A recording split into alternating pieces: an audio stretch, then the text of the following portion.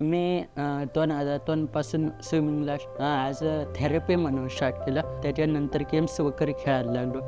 इंटरनॅशनलला USA गेलेलो आहे. सेमीफायनलपर्यंत जाऊन आलेलो आहे. स्विमिंग व्यतिरिक्त अजून सायक्लोथॉनमध्ये पण भाग घेतो.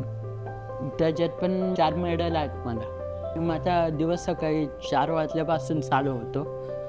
4 वाजता थोडासा घरात वर्कआउट करतो. 5 वाजता स्विमिंग टॅकला प्रॅक्टिस करायला निघतो. 5:30ला तिथं पोचतो.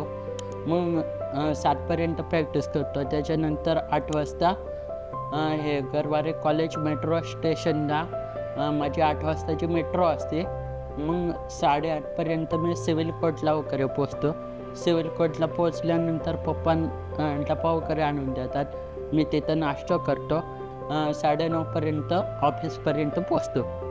आणि दिव्यांग भवनला मी लिफ्टमॅन म्हणून कार्यरत आहे तिथं.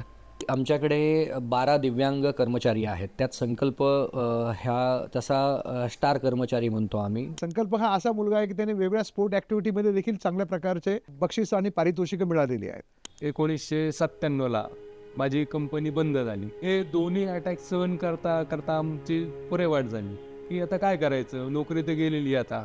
पण दुसरा एक प्लस पॉईंट असा होता की माझी मिसेस शिक्षिका असल्यामुळे की आम्ही दोघांमध्ये कॉम्प्रोमाइज केलं की ठीक आहे, तुम्ही आई बना, मी वडील बनते. आम्ही हा रोल चेंज केला तिथे. शाळेत सुद्धा बसता येत नव्हतं ना, सगळीकडनं पडायचा तो. त्यामुळे एका कोपऱ्यात त्याला असं बसवलं जायचं, तो पाय पसरून बसायचा शाळेमध्ये. तो पडायचा म्हणून ठीक आहे, पडतोयस तर पड, पण कसं पडायचं याचं ट्रेनिंग दिलं. त्याला सांगितलं की काय नाही, तुला आता लक्षात येईल पडायचं कसं. पडतोयस तू तर हात असे जवळ घ्यायचे किंवा पाय जवळ घ्यायचे आणि डोकं असं वरती उचलायचे, जेणेकरून तुझा कमीत कमी भाग जमिनीला स्पर्श करेल, म्हणजे तुला इजा कमी होईल. मी मम्मी पप्पांशिवाय कुठेही बाहेर जायचं नाही. त्यामुळे या जगाचं मला ज्ञान नव्हतं, काहीच नव्हतं. या दिव्यांग भवनमध्ये लागल्यापासून मी एकटा प्रवास करतो ना, त्यामुळे मला सगळं आता लोकांसमोर कसं वागलं पाहिजे, कसं बोललं पाहिजे, आपलं बिहेवियर कसं असायला पाहिजे, व्यवहार कसा करावा. 1 वर्षापूर्वी दिव्यांग भवनला तो नोकरीला लागला. त्यानंतर त्यांनी आणि न्यू मोशन यांनी मिळून ठरवलं की याला या 3 व्हीलर इलेक्ट्रिक 3 व्हीलरची गरज आहे किंवा त्याच्यावर तो पोच होतो. त्यामुळे ते प्रायोगिक उपक्रम राबवला.